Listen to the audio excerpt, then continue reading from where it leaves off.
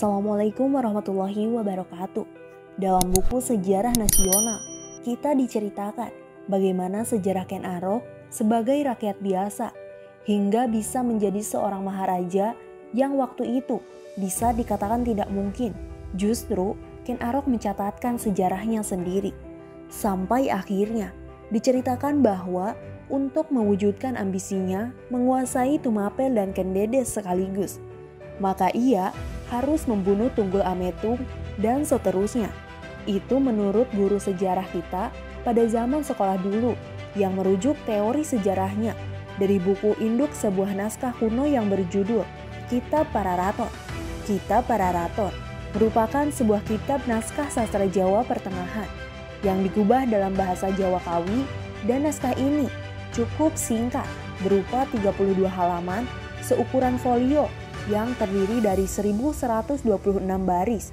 Isinya adalah sejarah Raja-Raja Singosari dan Majapahit di Jawa Timur. Naskah ini juga dikenal dengan nama Pustaka Raja, yang dalam bahasa Sanskerta juga berarti Kitab Raja-Raja.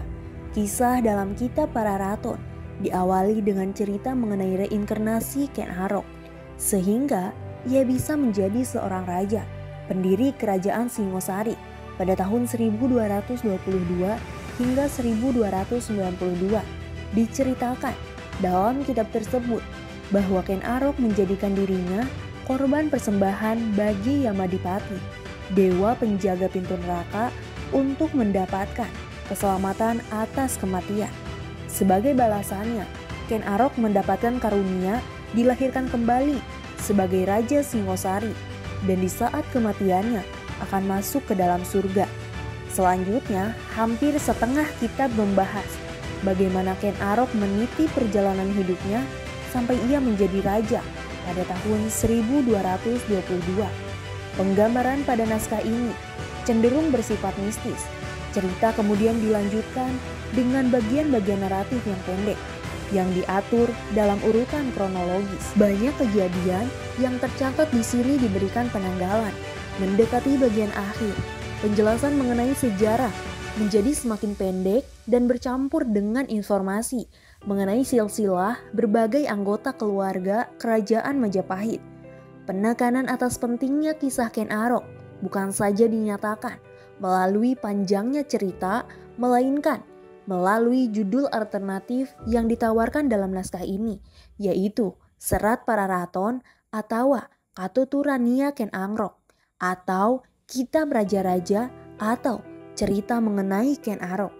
Mengingat tarikh yang tertua yang terdapat pada lembaran-lembaran naskah adalah 1522 Saka atau 1600 Masehi.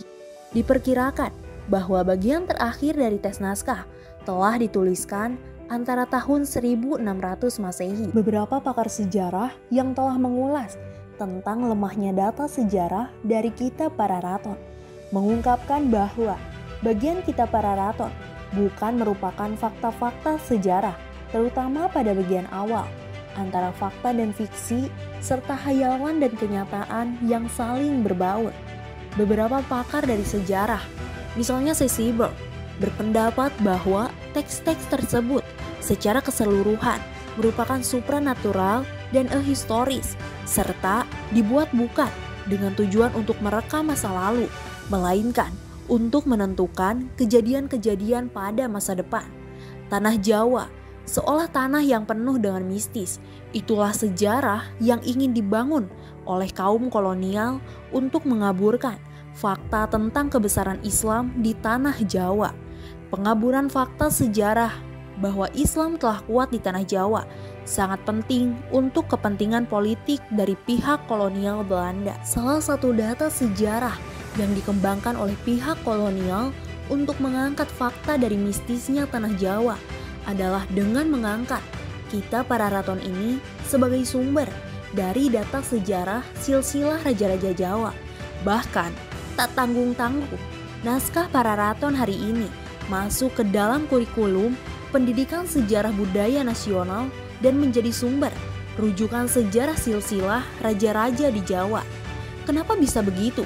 Hal ini syarat dengan kepentingan politis pihak kolonial yang ingin membangun image bahwa Belanda hadir untuk memajukan keterbelakangan dan memodernisasi tanah Jawa dengan membangun image seolah sebelum kedatangan kolonial, tanah Jawa masih primitif. Dengan adanya pengaburan fakta masa lalu, pihak kolonial ingin membangun citra bahwa hadirnya Belanda memiliki peran penting dalam memajukan masyarakat di Jawa.